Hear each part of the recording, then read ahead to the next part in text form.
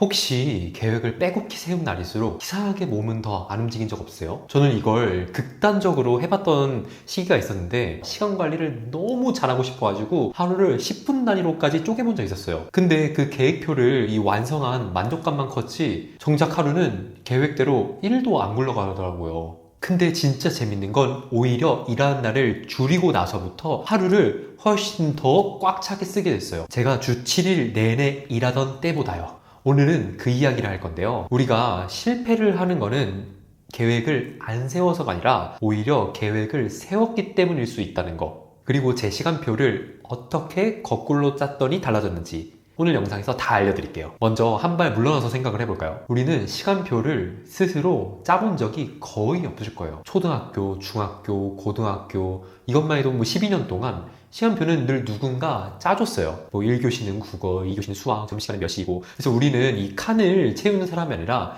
이미 채워진 칸에 몸에 맞춰서 사는 사람이었어요. 편하긴 하죠. 뭘 고민해야 할 필요가 없으니까. 근데 이 12년, 그리고 대학교까지 한다고 하면 16년. 근데 내 시간을 내가 설계한 능력을 키운 적이 잘 없는 거예요. 그래서 제가 대학교 때 제일 재밌으면서도 제일 어려웠던 게 뭔지 아세요? 수강 신청이었어요. 태어나서 처음으로 내 시간을 내가 짜는 경험을 한 거예요. 월요일 1교시에 2강의를 들을지 아니면 공강을 만들지 어떤 블록을 어떻게 넣느냐에 따라서 한 학기의 삶이 완전히 달라지더라고요. 그러니까 그때 처음 한 거예요. 시간표를 짠다는 거는 단순히 일정을 그냥 넣는 게 아니라 내 하루에 주도권을 쥐는 일이구나. 문제는 그 다음이에요. 졸업하고 직장 가면 다시 남이 정한 시간에 들어가잖아요. 9시 출근해서 6시 퇴근. 그 정한 시간은 회사가 관리해주는 거죠. 그리고 그 외의 시간, 퇴근하고 나서 주말에 그 시간을 어떻게 써야 되는지는 또 아무도 안 가르쳐 준 거예요. 저는 직장 다닐 때도 늘 그게 고민이었거든요. 그래서 사업을 시작한 뒤에는 그 고민이 하루 전체로 커졌어요. 아니 9시부터 6시까지 뭘 해야 하는 정해주는 것도 정해주는 사람이 없으니까요. 그래서 제가 어쩔 수 없이 시작한 게 계획이었어요. 자유가 왔으면 너무 좋을 것 같지만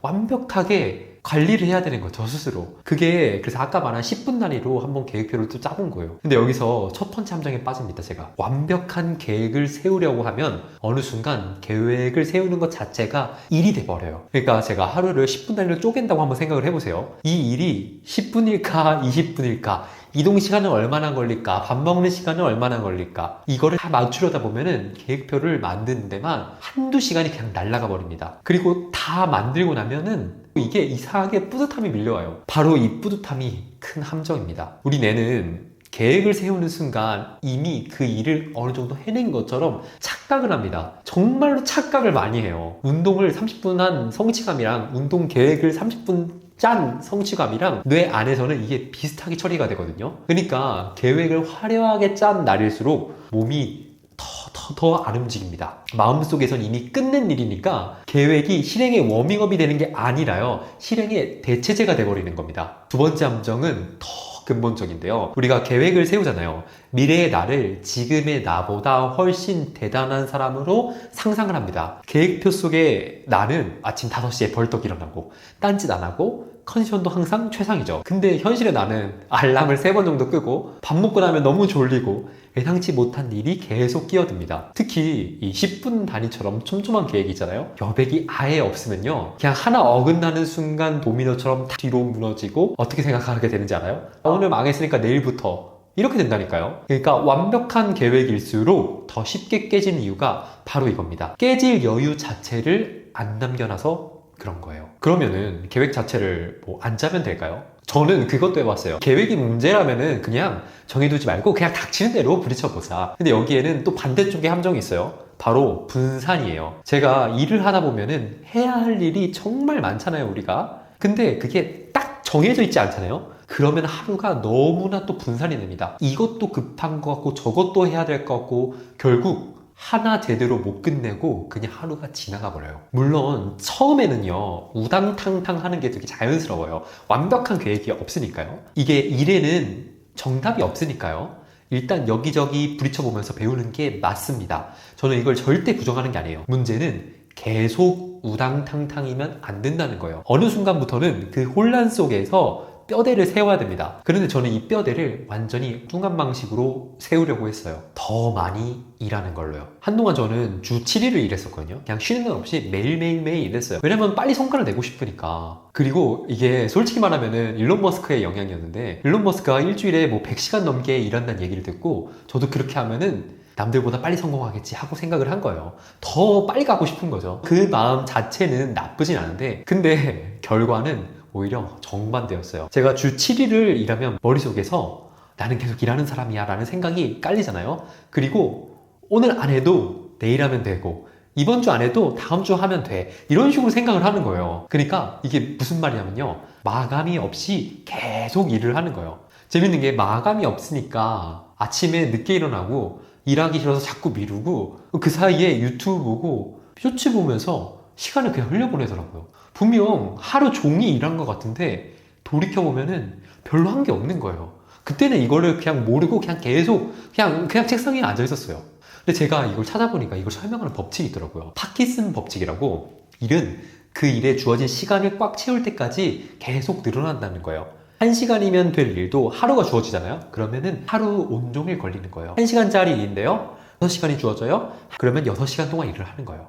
그래서 주 7일 일한다는 건 사실 나한테 무한한 시간을 오히려 주는 거였고, 그래서 일이 무한히 늘어졌던 거예요. 오히려 저는 일론 머스크를 따라하려다가 오히려 제일 느린 사람이 되는 거였죠. 그래서 그때 제가 깨달은 게 있습니다. 더 빨리 성공하고 싶어서 달린 거는 좋았는데 그렇게 순식간에 바뀌지는 않더라. 생각해보면은 이 초인적인 힘을 발휘하는 사람들 있잖아요. 대부분은 보니까요, 그럴 수밖에 없는 상황들이 있더라고요. 집안에 큰일이 생겼거나 당장 갚아야 할 빚이 너무 많다거나 어떤 등 떠밀는 절박함이 있는 거죠. 그런 게 아니잖아요. 그럼 우리는 결국 평소에 그냥 하던 만큼 돌아와요. 며칠은 이악 물고 모든 걸 다 할 수 있을 것처럼 초인처럼 살 수 있다고 생각돼도 그게 3일 이상 가지 않는다는 거예요. 이걸 어려운 용어로는 평균 회귀라고 하잖아요. 잠깐 튀어올라도 결국에는 자기 평균으로 돌아온다는 거. 저도 딱 그랬습니다. 그리고 그 과정에서 저는 저를 인정할 수밖에 없었어요. 제가 그렇게나 돈에 미쳐있는 사람이 아니라는 걸 알았고요. 모든 걸 다 갈아 넣을 수 있는 사람이 아니라는 걸 알게 된 거예요. 그러니까 사실 저는 쉬는 거를 너무 좋아하는 사람이었어요. 단지 뭐 잘 쉴 줄을 몰랐던 거지.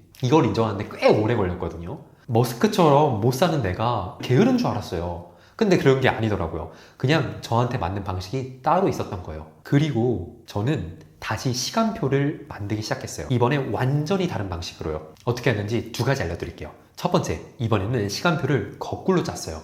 이게 오늘 제일 하고 싶은 얘기인데요. 보통 우리가 시간표를 이렇게 짜잖아요. 할 일을 쭉 늘어놓고 칸을 하나씩 집어넣고 남는 자리에 쉬는 시간을 집어넣잖아요. 근데 그렇게 하면 쉬는 시간은 항상 맨 마지막이라서 결국 넣을 자리가 없더라고요. 저는 이거를 오히려 뒤집었습니다. 쉰 날부터 먼저 자리를 잡은 거예요. 그 다음에 남는 자리에 일을 끼워 넣습니다. 구체적으로 제가 주 7일 하던 거를 그냥 주 5일로 줄였고요. 그리고 쉬는 날은 저는 수요일하고 일요일 이렇게 딱 통째로 비워놨어요.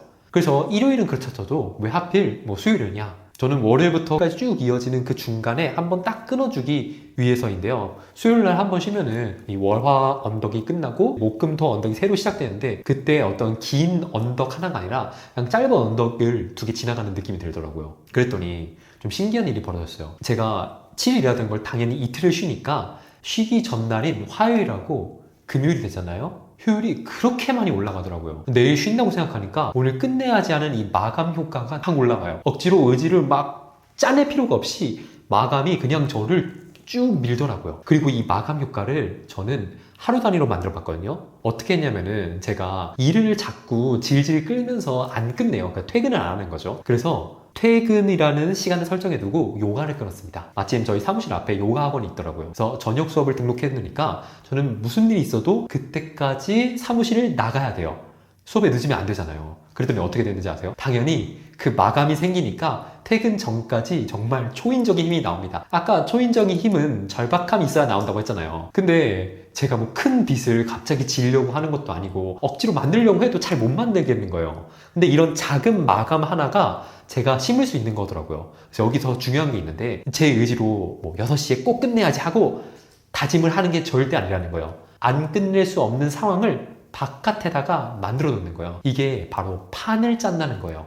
실패가 의지의 문제가 아니라 판의 문제인 것처럼 만드는 거죠. 집중도 의지가 아니라 판을 만드는 겁니다. 아까 대학교 수강신청 얘기랑 연결이 되는데요. 우리가 시간표 짤 때 뭘 제일 신경 썼는지 아세요? 공강이었어요. 대부분 물어보니까 공강이더라고요. 공강을 어디에 만들지 정하고 그 다음에 강의를 그 사이사이에 배치했잖아요. 저한테는 최악의 학기는 아침부터 저녁까지 꽉 찬 시간표. 그래서 여러분들도 한 번쯤은 경험이 있으실 거예요. 근데 이게 3도 똑같더라고요. 빈칸을 먼저 만들어야 돼요. 여기서 오해하실까봐 말씀드리면은 더 잘 쉬는 방법을 찾으라는 게 아니라 쉼의 자리를 그냥 먼저 잡아두라는 거예요. 이건 뭐 방법의 문제가 아니라 배치의 문제인 거죠. 그리고 두 번째, 제가 이게 시간표를 짠다고 했잖아요. 근데 그 다음에는 완벽하게 자르는 마음을 내려놔야 돼요. 우리가 시간표를 너무 잘 짜고 싶어서 공강도 잘 만들어 놓고 쉬는 날도 잘 만들어 봤자 그래 봤자 계획이에요. 그래서 이 계획표의 완성도를 100%까지 짜려고 하지 말고요. 그냥 반 정도 그려졌을 때 그냥 시작하는 게 좋습니다. 해보면서 알아가야 돼요. 50%를 60%로 그리고 70%로 끌어올리려고 책상에서 이 다듬는 시간 있잖아요. 생각보다 별로 안 중요한 경우가 너무 많았어요. 계획은 그냥 책상에서 완성되는 게 아니라 실제로 부딪히면서 완성이 되는 거거든요. 그래서 10분짜리 계획표를 아무리 정교하게 짜도 막상 해보면 그 일이 20분이 걸릴지 5분이 걸릴지는 해봐야 아는 거예요. 그 데이터는 실행에서 나옵니다. 그러니까 일단은 10%에서 저는 시작했으면 좋겠어요. 그래서 50대에서 80%로 만드는 이 30%가 계획표 위에서가 아니라 실행을 하면서 채워지는 거거든요. 그래서 우당탕탕이라고 제가 얘기했잖아요. 초반에 그 혼란은 사실 절대 낭비가 아니에요. 다 데이터예요. 그냥 반 정도, 그냥 어느 정도 윤곽만 해놓고 실행을 하잖아요.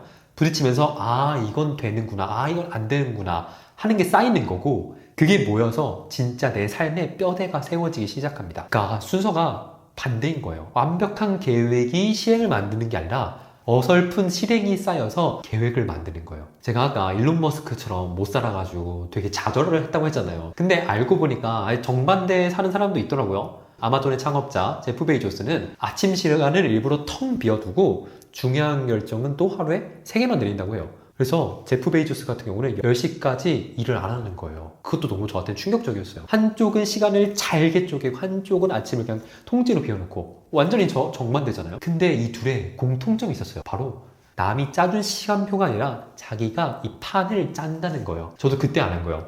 내가 만들어가야 되겠구나. 그러니까 각자만의 맞는 방식이 있는 거예요. 근데 이것도 해봐야지 아는 거예요. 해봐야지 아는 거잖아요. 그래서 정리하면은 우리는 평생 남이 짜준 시간표대로 살아왔어요. 그래서 내 시간을 내가 설계하는 게 서툰 건 너무나 당연해요. 계획표를 세우다가 지쳤잖아요. 그러면은 그건 의지가 절대 약해서 그런 게 아니에요. 그냥 아직 내가 내 시간표를 짜는 연습이 안 되어 있을 뿐이에요. 그러니까 나는 나를 알려고 되게 노력을 많이 해야 되는 거죠. 그러니까 오늘부터 딱 하나만 바꿨으면 좋겠어요. 완벽한 계획을 짜느라 너무 책상 앞에서 애쓰지 마시고요. 일단 빈칸을 먼저 만드시고요. 쉬는 날 먼저 받고 나머지 일을 넣으세요. 그리고 50%가 어느 정도 계획이 되면은 시작하세요. 나머지는 하면서 채우면 돼요. 이제는 남이 짜준 시간표에서 내가 짜는 시간표로 주도적인 삶을 한번 살아보셨으면 좋겠어요. 그런데 이렇게 말을 해도 막상 혼자 시작하려고 하면 너무 막막하잖아요. 뭐 빈칸을 먼저 만들려고 했지만 그 빈칸을 뭘로 채워야 될지 어디서부터 판을 깔아야 할지 감이 안 오잖아요. 그래서 제가 하나 만들었습니다. 하루 중에서 온전히 나한테 주도권이 있는 시간이 언제인지 아세요? 바로 아침에 눈 뜨고 30분. 아직 아무한테도 연락이 안 왔고 회사도 나를 안 부르고 온전히 나만의 시간. 근데 대부분 그 30분을 눈 뜨자마자 핸드폰 잡는 걸로 날려버려요. 남이 짜준 알고리즘 시간표로 하루를 시작하는 거예요. 하루의 주도권을 가장 뺏기기 쉬운 시간이자 가장 되찾기 쉬운 시간이 바로 여기더라고요. 그래서 제가 인생 리셋 챌린지를 한번 만들어 봤어요. 이게 뭐냐면은 일어나서 첫 30분을 운동하거나 책 읽는 습관으로 바꾸는 30일짜리 프로그램이에요. 방식은 오늘 얘기한 거랑 크게 다르지 않아요. 억지로 버티는 게 아니라 판을 만드는 거예요. 이 30분은 10분은 몸을 깨우는 데 시간을 쓰고 20분은 나를 위한 시간. 그래서 오늘 내가 어떤 하루를 살지 이게 그려지게 되는 거예요. 이게 혼자 하잖아요. 3일이면 사라져버릴 습관을 제가 아까 요가 학원처럼 안 할 수 없는 판을 만드는 거하고 똑같아요. 꾸준한 사람은 원래 타고난 게 아니거든요. 판을 잘 깐 사람이 꾸준해지는 거예요. 그래서 30일 뒤에 아침 첫 30분을 완전히 달라진 나로 만나고 싶다면은 고정 댓글에 링크를 걸어둘게요. 그리고 늘 하는 말이지만 너무 완벽하게 준비하려고 하지 마세요. 딱 50% 정도, 그냥 반 정도 됐으면은 한번 시작해보세요. 그럼 오늘 영상은 어떠셨나요? 다음에 더 좋은 영상으로 찾아뵙도록 하겠습니다. 그럼 다음에 봐요. 안녕!